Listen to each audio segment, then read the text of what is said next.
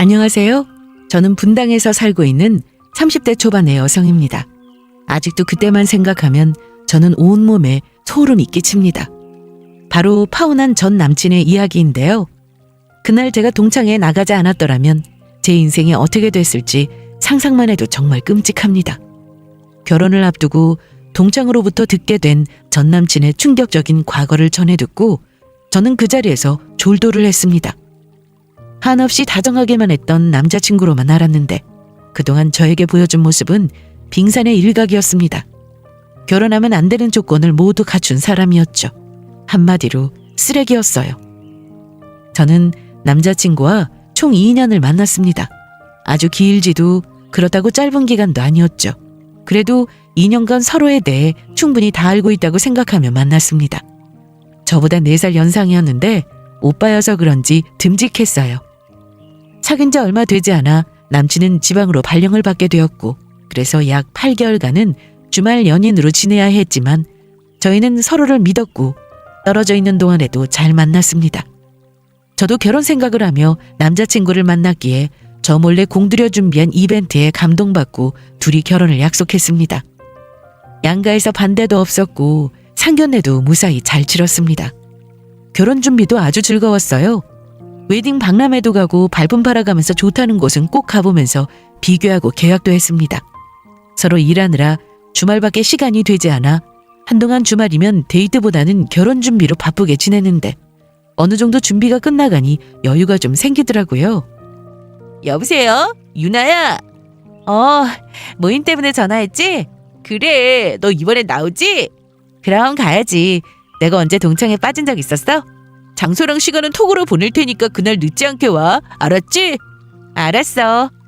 중학교 동창회는 1년에 한 번이었고 저는 그동안 빠짐없이 참석했습니다. 이번엔 제가 결혼을 앞두고 있기도 했고 친구들 만나 결혼 소식도 알릴 겸 나가기로 했어요. 그리고 드디어 제 운명을 바꾸어 놓은 동창회 날이 되었습니다. 매년 나가보면 항상 나오는 친구들만 나와서 이번에도 당연히 그럴 거라 생각했어요. 그런데 이날 몇 년 동안 모임에 나오지 않고 연락을 끊고 지냈던 지우가 나왔습니다. 지우야, 대체 이게 얼마만이야? 그동안 어떻게 지낸 거야? 일이 좀 있었어. 유나, 넌 예전이나 지금이나 그대로다. 뭐래니? 살도 좀 찌고 나이 든 티도 나는데. 그런데 정말 뭐하고 지냈던 거야? 연락은 왜 끊고 지냈어? 내가 전화해도 안 받고. 이것저것 물었지만 친구는 말 못할 사정이라도 있는 건지 입을 꼭 닫았습니다. 그래서 분위기상 더 묻지 않고 화제전환도 할 겸 제 결혼 소식을 친구들 앞에서 얘기했습니다. 얘들아, 나 결혼해. 어머, 축하해. 같이 나와서 인사 좀 시켜주자. 사진 없어? 사진이라도 보여줘.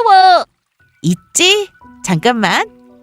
친구들은 다들 축하한다고 난리였는데 사진을 보여달라고 하는 동에 핸드폰에서 잘 나온 사진을 골라 보여줬습니다.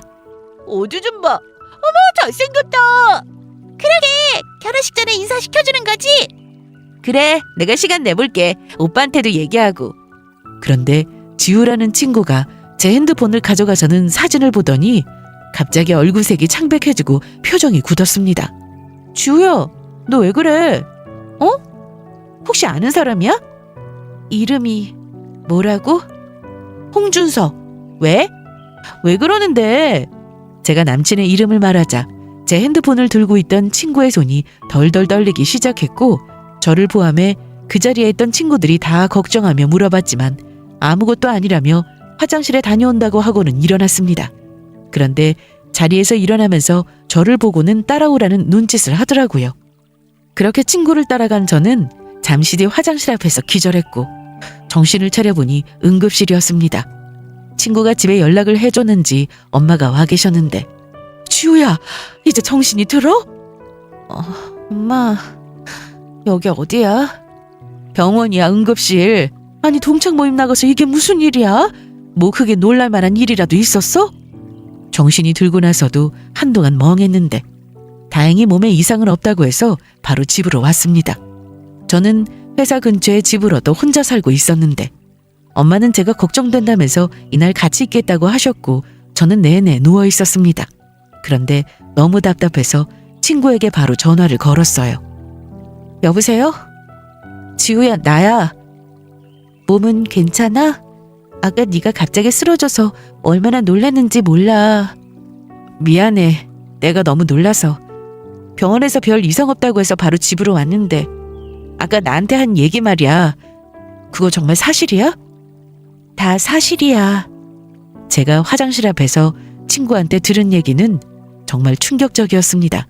제 남자친구와 지우라는 친구가 과거 연인 사이라고 했거든요. 뭐 여기까지는 그럴 수 있다 치고 그냥 넘어갈 수 있는 일이었습니다.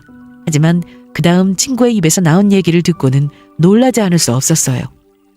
이 남자가 3년 전에 나랑 파혼했던 남자야. 동거도 했었고. 잠깐만. 뭐라고? 동거? 그때 기억나? 내가 만나는 사람이 있는데 곧 결혼할 거라고 했던. 맞아, 그랬어. 그러고 보니 네가 결혼한다고 하고 나서 갑자기 모임에 안 나오고 연락을 끊었던 것 같네? 그때 결혼하려고 했던 사람이 오빠야? 맞아. 1년 만나고 결혼 약속하고 나서 동거를 시작했는데 어차피 결혼할 거니까 양가에서도 허락해 주셨어. 그런데 어느 날 갑자기 영화에서나 보던 무서운 남자들이 집으로 찾아왔는데 알고 보니까 사채업자들이었어. 난 영화에서나 그렇게 찾아오는 줄 알았지 실제로 집에 찾아와서 물건 부수고 집어던지고 할 줄은 몰랐어. 남자친구는 도박 중독이라고 했습니다. 친구도 전혀 모르고 있었는데 그날 집으로 사채업자들이 찾아와 난동을 부리면서 알게 됐다고 했죠. 그 당시 도박 빚이 엄청나다고 했는데 결국 그 일로 파혼을 했다고 하더라고요. 친구가 모아둔 결혼자금까지 썼다고 했으니까요. 저는 친구한테 몇 번이나 다시 물어봤습니다. 혹시 닮은 사람이 아닌지 하고요. 세상에 이름 똑같은 사람이 한둘도 아니고 닮은 사람도 천진데 설마 했습니다. 이날 저는 한숨도 잘 수 없었습니다. 친구가 한 말 때문이었는데 아직도 도박 못 끊었을 거야. 그러니까 꼭 알아봐. 결혼 앞두고 이게 대체 무슨 일인가 싶었습니다. 저는 남자친구와 만나는 동안 한 번도 의심해 본 적이 없었습니다. 저한테 이상한 모습을 보여준 적도 없었고요. 그래서 더 어이없고 기가 막혔는데요. 다른 것도 아니고 도박이라면 정말 쉽게 끊을 수 없다는 걸 잘 알고 있어서 제 눈으로 직접 확인해 봐야겠다 싶어 전남친의 뒤를 밟게 되었습니다. 주말이 지나고 평소처럼 출근한 저는 남자친구와도 아무렇지 않게 통화하며 연락했습니다. 그리고 원래 퇴근 시간보다 일찍 나와 남친의 회사 근처로 갔습니다. 잠시 뒤 남친은 저에게 이제 곧 퇴근해서 집으로 간다고 전화를 했는데 이날 약속이 있어서 저를 만나러 못 온다는 말도 했기에 어딜 가나 싶어 따라가 봤습니다. 회사 앞에서 어떤 남자들을 만나는 모습을 봤고 이후 걸어서 근처 밥집에 들어가는 것도 봤습니다. 설마 밥집이 도박장인가 싶었지만 그건 아니었고 식사가 다 끝날 때까지 또 식당 앞에서 기다렸는데 1시간 정도 지나니 우르르 몰려 나오더라고요. 그리고 차를 끌고 어디론가 향했는데 저도 바로 택시를 잡고 따라가기 시작했습니다. 남친이 주차 후 내린 곳은 어느 골목길 안쪽이었는데 간판이 많이 달린 건물 쪽을 향해서 걸어가더라고요. 딱 봐도 폐업한 가게로 보였는데 건물 입구에 건장한 체격의 남자 둘이 서 있었고 남친은 익숙한 듯 자연스럽게 인사를 한 뒤 그 건물 지하로 내려갔습니다. 여기서부터 더는 따라갈 수 없었어요. 집도 아니고 친구네도 아니고 그렇다고 영업하는 노래방도 아니라서 바로 여기구나 싶은 생각이 들었는데 이것만 가지고 도박하냐고 묻기에는 뭔가 이상했습니다. 하지만 제 의심은 곧 사실이 되었습니다. 저는 남자친구에게 바로 전화를 걸었는데 거짓말을 하더라고요. 오빠, 어디야? 아, 오늘 친구들 만난다고 했잖아. 지금 회사 앞에 있는 호프집이야. 호프집? 아, 그래서 주변이 그렇게 시끄러운 거야? 나 오래간만에 만난 친구들이라 이따가 집에 가는 길에 내가 전화할게. 알았지? 그래, 알았어. 답답했습니다. 직접 도박하는 모습을 본 적도 없고 괜히 남자친구한테 어떻게 된 거냐고 하면서 추궁하면 요리조리 빠져나갈 것 같더라고요. 그런데 며칠 뒤 남친을 만났는데 기회가 찾아왔습니다. 퇴근 후 제가 보고 싶다던 남자친구는 만나자고 했고 중간에서 만나는데 이날은 저를 만나자마자 계속 배가 아프다고 했습니다. 왜 그래? 뭐 먹었길래? 회사에서 저녁이 국수라고 하길래 먹고 나왔는데 너무 급하게 먹었나 봐. 오는 내내 배가 계속 이런다. 화장실 갈래? 아니, 괜찮아. 그럼 어디 약국 보이면 차 세워봐. 아니, 약 먹을 정도는 아니야. 그런데 남자친구는 괜찮다고 하더니 점점 식은땀을 흘렸고 도저히 못 참겠다며 인근 주유소로 가서 한쪽에 차를 세우고는 유나야, 나 금방 화장실 갔다 올게. 미안? 알았어. 많이 급했는지 차를 세우자마자 바로 화장실로 뛰어갔는데 제가 말한 기회가 눈앞에 있었습니다. 남친이 핸드폰을 차에 두고 가더라고요. 시간이 없어서 저는 빨리 남친의 핸드폰을 열어 증거가 될 만한 것들은 싹 다 찍었습니다. 사진으로 찍다가 곧 남친이 올 것 같아 아예 동영상으로 문자랑 톡 내용을 움직이면서 찍었어요. 그리고 이날 남친은 화장실에서 돌아온 뒤에도 계속 배가 아프다며 안 되겠다고 일찍 집에 가자고 했습니다. 정말 미안해. 화장실 다녀왔는데도 배가 이러네. 그래? 그럼 집에 가는 게 낫겠는데? 오늘 분위기 좋은 카페 데려가려고 했는데. 다음에 가지 뭐. 그래서 일찍 집에 온 저는 집에 오자마자 영상으로 찍은 것들을 천천히 살펴보기 시작했습니다. 제가 미행했던 날 남친이 간 곳은 도박장이 맞았어요. 같이 도박하는 사람들과 단톡방까지 있었습니다. 베팅 얘기도 나왔고 돈을 땄느니 잃었느니 누가 들어도 도박 얘기라는 걸 알 수 있을 정도였어요. 남친의 핸드폰에는 도박 얘기만 있는 게 아니었습니다. 사채 업체로부터 온 문자들로 가득했죠. 더 충격적인 건 제가 직장이 안정적이라 대출도 더 쉽게 받을 수 있을 거라며 결혼하면 제 돈으로 빚까지 갚을 생각을 하고 있다는 것도 알게 되었습니다. 과거 제 친구와 만나는 동안 빌린 사채빚도 아직 다 못 갚은 상황으로 보였습니다. 날짜를 보니 꽤 오래된 듯 보였습니다. 그냥 도박만 하는 줄 알았는데 그게 아니었어요. 상황은 꽤 심각했습니다. 도박의 빚에 저는 이 모든 사실을 감당할 수 없었습니다. 지금 헤어지면 파혼이지만 결혼하면 이혼이었기에 시간이 없었습니다. 그래서 저는 직접 다 말하고 파혼하려고 다음날 남자친구를 만났습니다. 배는 좀 어때? 괜찮아. 국수 먹은 게 잘못이었나 봐. 계속 화장실 들락거리고 힘들었어. 나 살 좀 빠지지 않았어? 남친은 제 앞에서 농담까지 하며 웃었는데 저는 웃을 기분이 아니었습니다. 우리 이제 준비도 거의 끝났고 이제 남은 거 없지? 아니, 하나 더 남았어. 뭔데? 식장도 계약했고 집도 계약했고 예복도 하고 또 뭔데? 우리 서류 확인 안 했잖아. 서류 확인? 뭐 계약서 확인 안 한 거 있어? 무슨 서류인데? 업체 말고 우리 말이야. 요즘은 결혼 전에 필수로 서류 떼서 교환한대. 건강검진 결과지랑 혼인관계 증명서 이런 거. 난 또 뭐라고. 그런 거라면 지금 당장이라도 내가 보여줄 수 있지. 나 건강해. 유나 너 만나면서 내가 어디 아프다고 병원 간 적 있어? 그리고 나 과거 깨끗한 사람이다. 뭐 이혼해놓고 그거 속이고 총각인 척 결혼하는 그런 놈 아니라고. 그거 말고도 또 있는데? 뭔데? 말만 해. 내가 다 보여줄게. 채무 확인서랑 범죄 기록 증명서. 뭐? 남자친구는 채무 확인서라는 말에 표정이 갑자기 확 변했습니다. 아니, 결혼하는데 뭐 그런 것까지 보냐. 그건 좀 선 넘은 거 아니야? 너 이 오빠 못 믿어? 좀 화나려고 하네. 결혼 전에 서류 확인하자고 하는 것도 솔직히 듣기 좋은 말은 아닌데 그래도 내가 너 사랑하고 곧 결혼할 건데 속인 게 없으니 당당히 보여주겠다고 한 거야. 그런데 뭐 채무 확인서랑 범죄 기록? 이건 아니지. 여태 나 뭘 보고 만났냐? 그 정도 믿음도 없이 어떻게 결혼하자는 거야? 이날 남자친구는 갑자기 크게 화를 냈는데 딱 봐도 오버하는 것처럼 보였습니다. 그리고 제가 계속 이렇게 나오면 결혼 못한다고 하더라고요. 제가 너무 듣고 싶었던 말이라 저는 바로 알겠다고 했습니다. 사귀는 동안 이렇게 크게 화를 낸 적이 없던 사람이라 이렇게 세게 나가면 제가 괜히 겁먹을 줄 알았나 봅니다. 하지만 이건 제가 너무나 원하던 대답이라 그래, 알았어. 그럼 파혼해. 그러자 남자친구는 당황을 했고 아니 유나야, 나는 그 말이 아니라 내 말은 그렇게 서로 못 믿을 거면 결혼 못한다 이거지. 그럼 가져와. 서로 깨끗하게 보여주면 되는 거잖아. 내 주변에 결혼 전에 그런 거 보여주고 결혼했다는 사람 처음 봐. 요즘 세상이 하도 무서워서. 야, 내가 범죄자야? 여태 나 만나면서 나를 몰라? 내가 언제 속 썩인 적 있냐? 사고 친 적 있어? 없잖아. 그런데 왜 그래?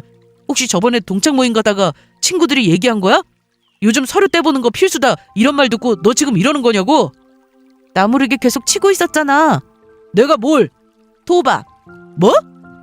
이미 오래전부터 도박하고 있었잖아. 거기다 사채까지 쓰고. 어떻게 그래놓고 나랑 결혼할 생각을 해? 남의 인생 망칠 작정이야? 도박은 죽어서도 못 끊는다는 말이 왜 있는데? 너 혹시 내 폰 봤냐? 봤어. 어떻게 나 몰래 내 폰을 훔쳐보냐? 몰래 본 건 미안해. 그런데 지금 상황이 그걸 따져? 그렇게 떳떳하면 내가 말한 거 다 가지고 와. 그거 주고 말해. 정말 아무 문제 없으면 내가 다 사과할게. 몰래 핸드폰 본 것부터 함부로 의심한 거 전부 다. 남친은 본인 잘못이 드러나니 제가 핸드폰을 몰래 본 걸 가지고 트집을 잡으며 화를 내는데, 결혼 전부터 나 못 믿고 몰래 핸드폰이나 보는 여자랑 내가 어떻게 결혼하겠냐? 그래, 끝내자. 그런데 네가 먼저 내 폰 몰래 보고 믿음 저버린 거니까 파혼 책임은 너한테 있어. 그러니까 위약금 네가 다 물어내. 그걸 지금 말이라고 하고 있냐? 야! 야? 나보다 나이 많으면 뭐하는데. 하는 짓은 어리래보다 못하는 걸. 내가 지금 알고 있는 네 사채빚만 억이 넘어. 분명 내가 모르는 빚이 더 있겠지? 그런데 너 나랑 결혼해서 그 빚 갚는다고 했다며? 그래놓고 위약금을 나더러 물으라고? 뭐 이딴 게 다 있어. 너 사채가 얼마나 무서운 줄 몰라? 도박 중독자에 사채까지 결혼하면 안 되는 조건은 죄다 있는 놈하고 내가 어떻게 결혼해? 그래놓고 파혼 책임이 나한테 있다고? 저는 이날 너무 어이없고 기막혀서 앞에 있던 커피잔을 들어올리며 남친 얼굴에 뿌렸습니다. 아이, 이게 진짜. 정신 차리려면 아주 찬물을 뿌렸어야 했는데. 야, 뒷감당 네가 알아서 해. 네가 벌인 일 네가 책임지라고. 저는 그렇게 카페에서 나왔고 집에 가려는데, 남자친구는 저를 쫓아나오더니 계속 거짓말을 했습니다. 네 말이 맞아. 뭐? 나 도박장 간 거 맞다고. 그런데 너도 알겠지만 내가 남들보다 취업이 늦어서 모은 돈이 별로 없어. 집 계약한 거 잔금도 내야 하고 이래저래 들어가는 돈이 많아서 그 돈 마련하려고 그런 거였어. 그걸 지금 이유라고 말하고 있냐? 이제 안 할게. 도박 같은 거 안 한다고. 네가 생각하는 것처럼 나 도박 중독자 그런 거 아니야. 그냥 친구 따라서 재미로 몇 번 해봤다가 돈 따니까 재미있어서 갔던 거야. 솔직히 내가 돈 많이 따면 너도 좋은 거 아니야? 결국 우리 결혼해서 잘 살려고 내가 이런 건데. 아니? 싫을 것 같아. 네가 열심히 일해서 번 돈도 아니고 도박해서 번 돈 뭐가 좋은데? 쉽게 돈 벌면 쉽게 쓰게 되어 있고 그 돈 다 쓰면 또 도박해서 따면 되지, 이 생각으로 살겠지. 그러다 빚 생기면 내 돈으로 갚고. 안 그래? 사채까지 쓰는 거 보니 네 이름으로 은행에서 대출 안 나오는 모양인데, 신용 좋은 나만 믿고 결혼하려는 거 누가 모를 줄 아냐? 넌 도박만 문제가 아니야. 난 사채 쓰는 남자 싫으니까 여기서 끝내. 하지만 남친은 정말 쉽게 떨어질 생각을 안 했습니다. 예상했던 일이었어요. 그래서 제가 친구에게 남친의 과거를 듣고도 바로 얘기하지 못했던 이유였어요. 증거를 가지고 법으로 해서 끝내는 게 낫겠다 싶었거든요. 또 결혼해서 저를 빚 갚는 데 이용할 생각을 했다는 것에 대해 너무 괘씸해서 혼내주고 싶은 마음도 있었고요. 이날 헤어지고 난 뒤 남친은 며칠 뒤 퇴근 시간에 맞춰 회사 앞에서 저를 기다렸습니다. 우리 그만 정리하기로 한 거 아니었어? 누구 맘대로. 내가 서류 보여주고 만일 그게 깨끗하면 파혼 얘기는 없던 걸로 할 거야? 아니? 네가 도박 중독자에 사채 쓴 건 변함없는 사실인데 나더러 그걸 알면서도 결혼하라고? 그리고 서류가 깨끗할 리 없잖아. 뭐 조작이라도 해서 보여주게? 도박 끊을게. 진짜야. 내가 약속할게. 각서라도 쓸까? 아님 혈서라도 쓸까? 남친은 이 자리에서 새끼손가락을 입에 넣더니 깨무는 신용을 했습니다. 참나. 유치하게 뭐하는 짓이야? 네가 뭐라고 해도 난 절대 못 믿어. 그리고 새끼손가락을 물을 게 아니라 네 양손을 좀 어떻게 해봐. 아니다. 도박하는 사람들은 손이 없으면 발로도 한다던데. 소용없는 짓이겠네. 사채도 내가 어떻게든 갚을게. 너한테 피해 안 주게 할게요. 정신 차려. 네가 생각하는 것만큼 나 빚 많지 않아. 충분히 갚을 수 있다고. 김지우. 알지? 어? 오빠 옛날에 지우랑 사귀던 사이였잖아. 동거까지 하고. 네가 그걸 어떻게... 너 설마 뭐 흥신소 같은 데서 내 과거 캐고 그랬냐? 야, 그건 아니지. 오빠가 뭐 그렇게 대단한 사람이라고 내가 흥신소까지 찾아가서 뒷조사를 부탁하겠어? 지우 걔 내 동창이야.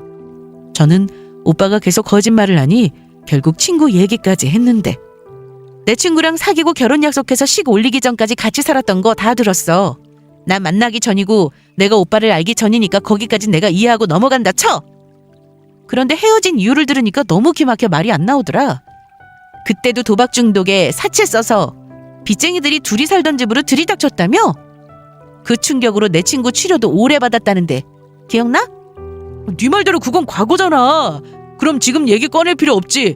넌 나 말고 사귄 사람 없어? 넌 그렇게 내 앞에서 떳떳해? 그래, 나도 오빠 말고 사귀었던 사람 있었지. 그런데 결혼 약속하고 상견례까지 한 사람은 오빠뿐이었어. 동거한 적도 없었고 심지어 결혼할 사람 돈에 손댄 적은 더더욱 없어. 오빠는 내 친구가 결혼 자금으로 모아둔 돈까지 몰래 손대서 그 돈으로 도박했다며. 이런 사람을 대체 내가 어떻게 믿고 결혼하라는 거야?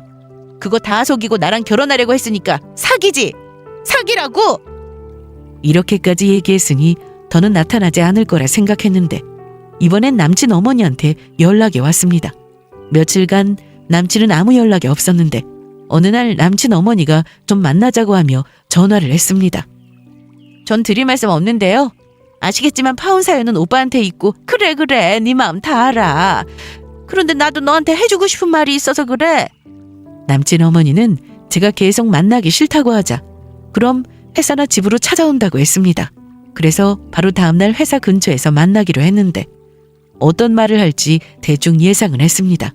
만나보니 예상대로 자기 아들 좀 잘 봐달라는 얘기를 하더라고요. 그런데 그 뒤에 남친 어머니의 입에서 나온 말은 정말 상상 그 이상이었습니다. 얘기 들어보니까 우리 아들이 잘못한 게 맞아. 그런데 말이야, 저더러 뭐 다 이해해라 이런 말씀 하시려고요? 과거 결혼 약속까지 한 사람하고 어떻게 헤어졌는지 어머님이 모르실 리 없을 텐데요? 지난 일이잖아. 과거잖아. 살다 보면 이런 일 저런 일 있는 거지.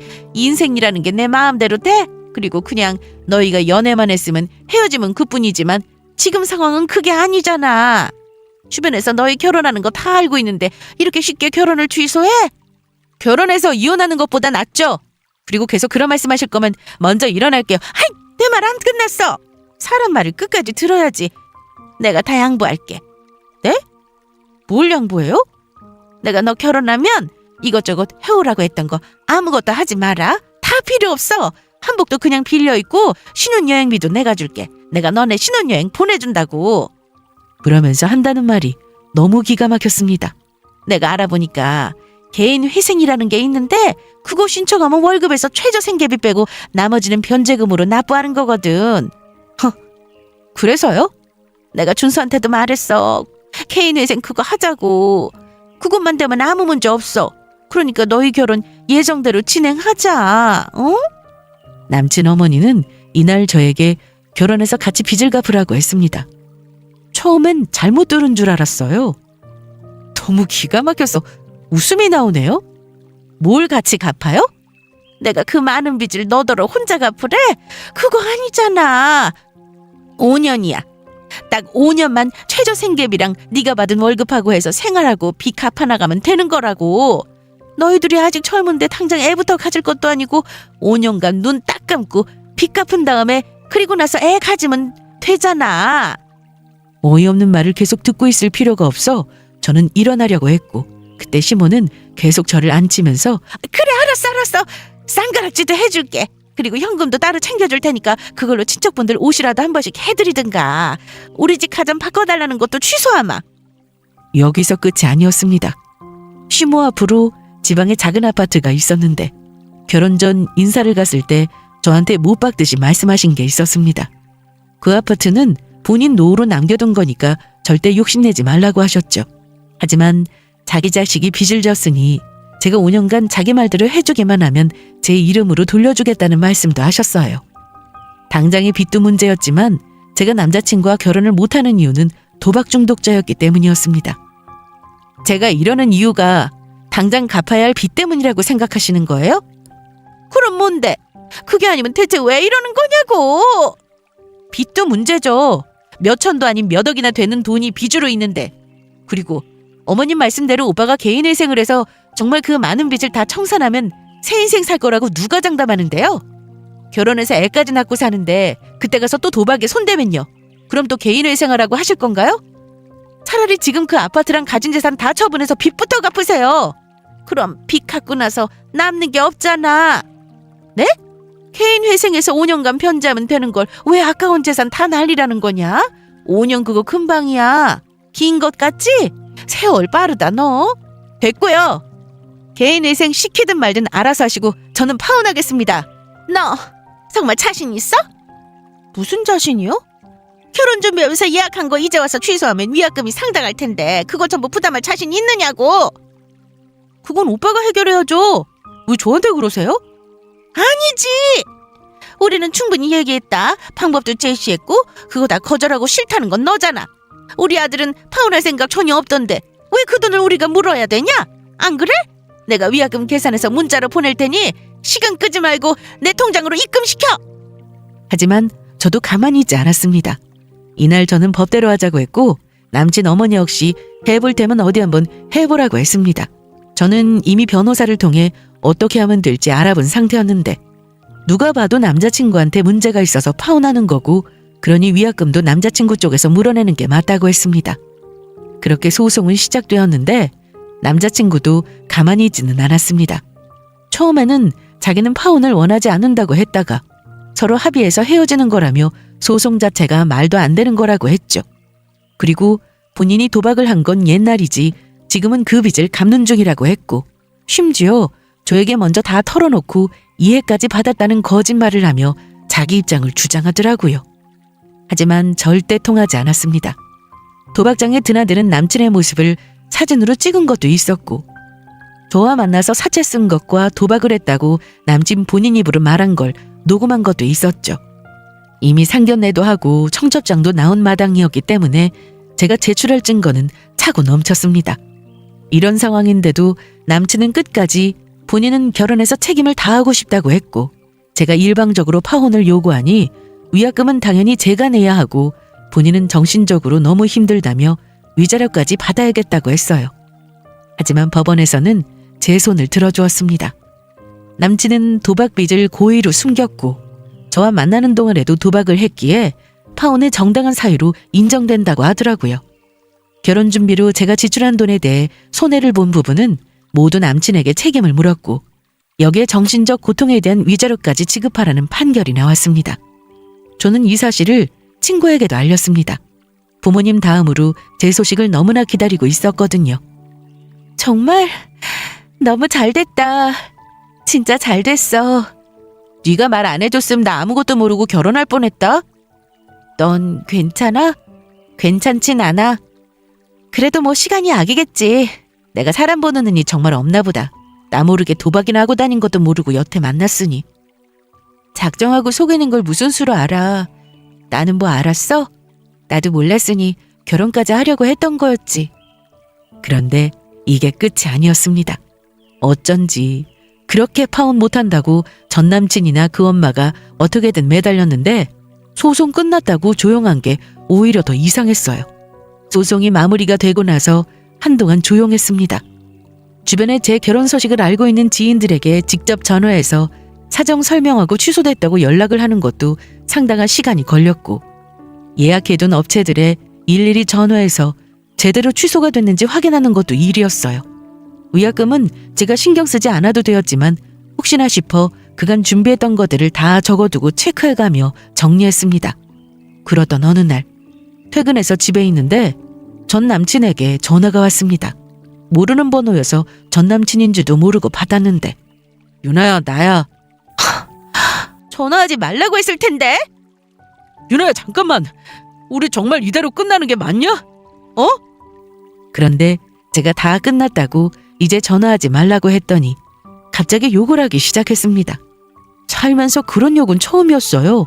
너무 무서웠던 저는 바로 전화를 끊었고 그날 이후 모르는 번호로 오는 전화는 모두 안 받았습니다.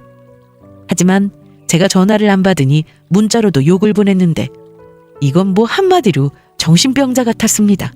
그리고 며칠 뒤 누군가 현관 초인종을 눌렀습니다. 늦은 시간이라 올 사람도 없었고 배달시킨 것도 없었는데 순간 너무 무서워서 대답도 안 하고 조용히 인터폰 화면을 봤습니다. 그런데 전 남친이었어요.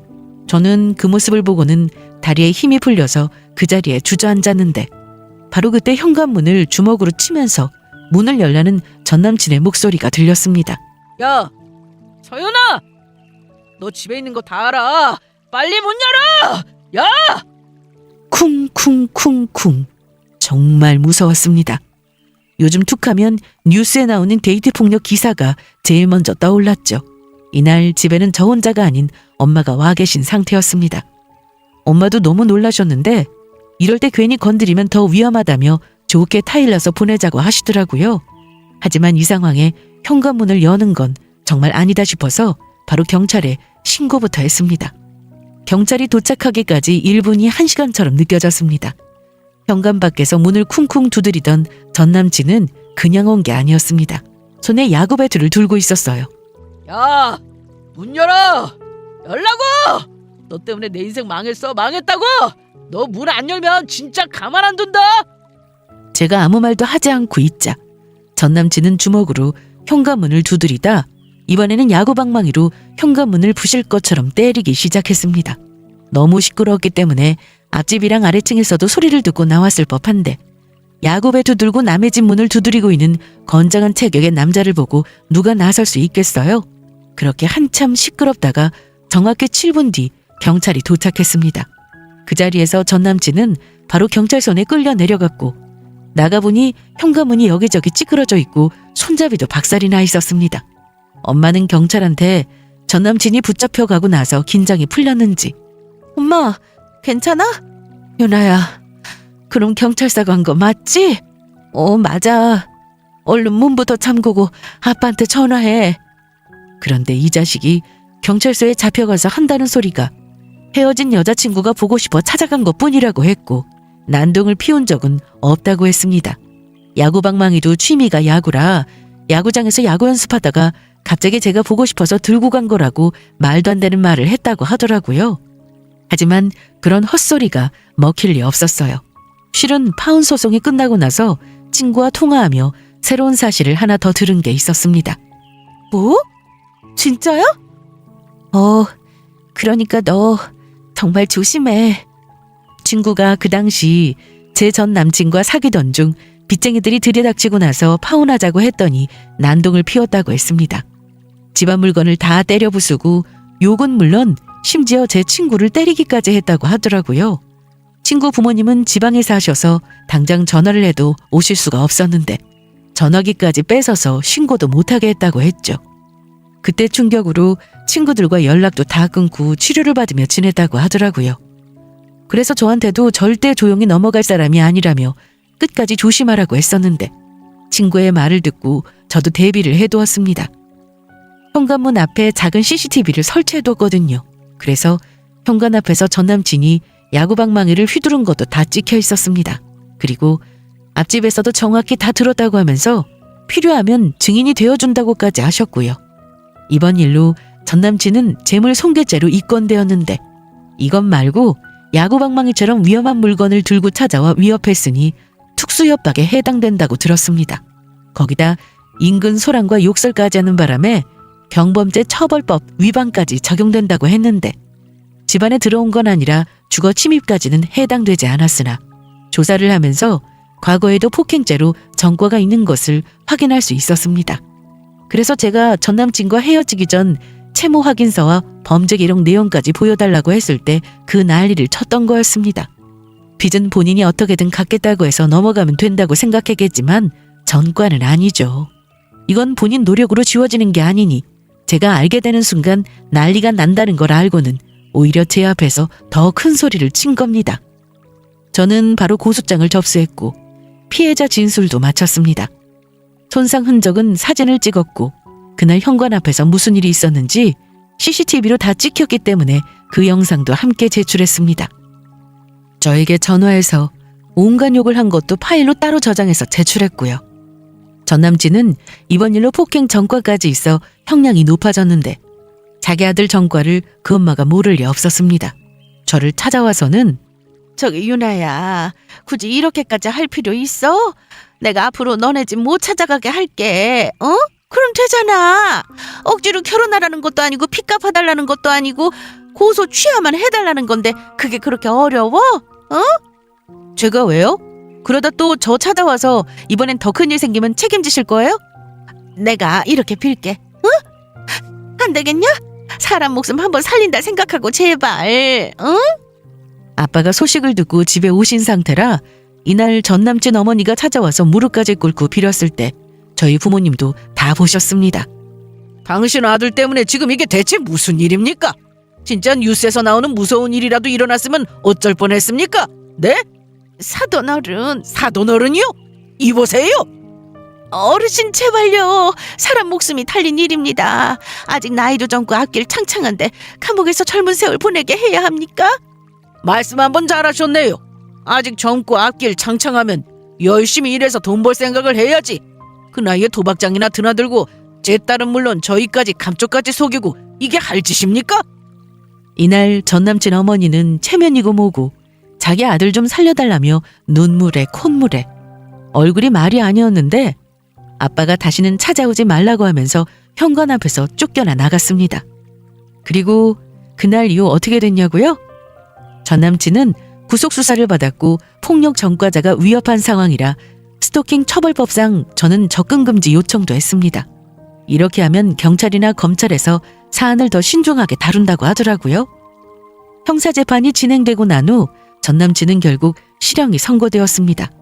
전과도 있고 저한테 한 행동은 결코 사안이 가볍지 않았기 때문에 당연한 결과라고 생각했어요.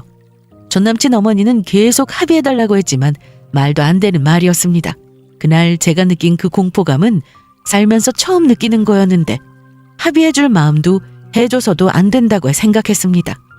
경찰서에 알아보니 출소를 하고 나서도 5년간은 접근금지 명령이 지속된다고 했습니다. 집은 물론 직장 근처에서도 500m 이내 접근하게 되면 즉시 구속이 가능하다고 하더라고요. 또 필요하면 추가로 연장 신청도 가능하다고 해서 정말 다행이다 싶었습니다. 그렇게 쓰레기 같은 전 남친의 일이 모두 마무리가 되고 난 후 생각해보니 뭔가 이상한 점이 있었습니다. 친구가 그동안 동창회에 나오지 않다가 하필 그때 딱 멈춰서 나온 게 좀 이상하다 싶더라고요. 그냥 우연이라고 보기엔 시기가 참 딱 맞아떨어졌죠. 처음에는 아무 생각 없었는데 이 친구가 일부러 나온 건가 싶은 생각이 강하게 들어 하루는 친구와 만나 직접 물어봤습니다. 저기 지우야. 어? 나 물어볼 게 있는데 말이야. 뭔데? 얘기해. 그동안 모임에 나오지 않다가 왜 그날은 나온 거야? 그냥 나오고 싶었어? 아니면 너 혹시 나보려고 일부러 나온 거야? 그날? 언제? 우리 동창회 날 말이야. 그렇게 몇 년 동안 소식 다 끊고 살더니 갑자기 그날 딱 나온 것도 그렇고 처음엔 아무 생각 없었는데 생각해보니까 너무 이상하잖아. 제 말에 친구는 한참을 머뭇거리다가 고개를 끄덕였습니다. 정말?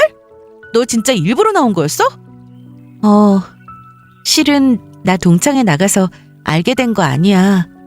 그럼? 그 전에 네가 올린 사진 보고 알았어. 네가 SNS에 네 웨딩 촬영하고 사진 올렸었잖아. 나 그거 봤거든. 이제야 이해가 좀 됐습니다. 친구가 연락을 완전히 끊어버려서 제 SNS를 보는 줄은 몰랐거든요.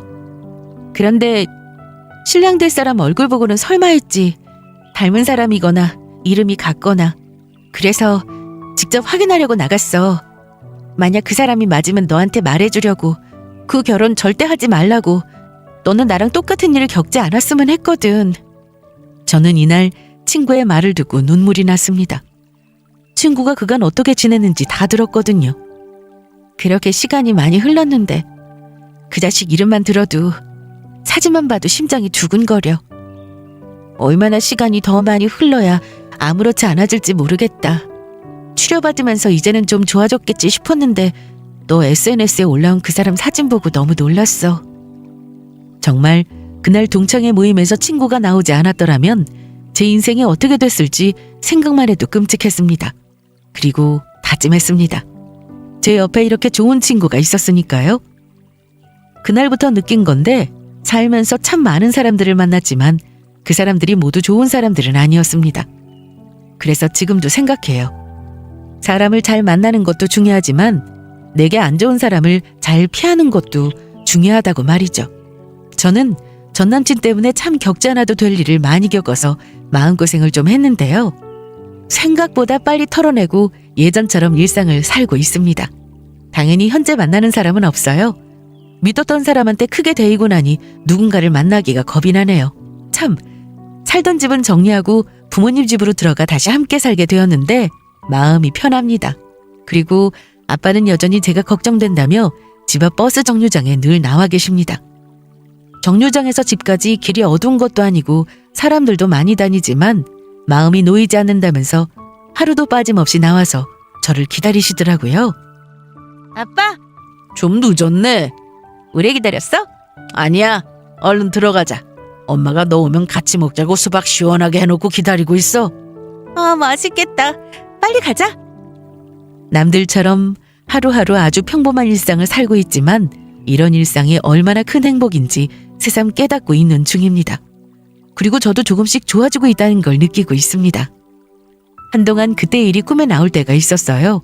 얼마나 소리를 질렀는지 엄마 아빠가 제 방에 오셔서 흔들어 깨우실 정도였는데 요즘도 꿈에 나오긴 하지만 어쩌다 한 번이고 그것도 혼자 악몽을 꾸다가 깨는 수준으로 전과 비교하면 훨씬 좋아진 상태였습니다. 이렇게 시간이 좀 지나고 나면 분명 그 사람을 모르던 대로 돌아갈 수 있겠죠?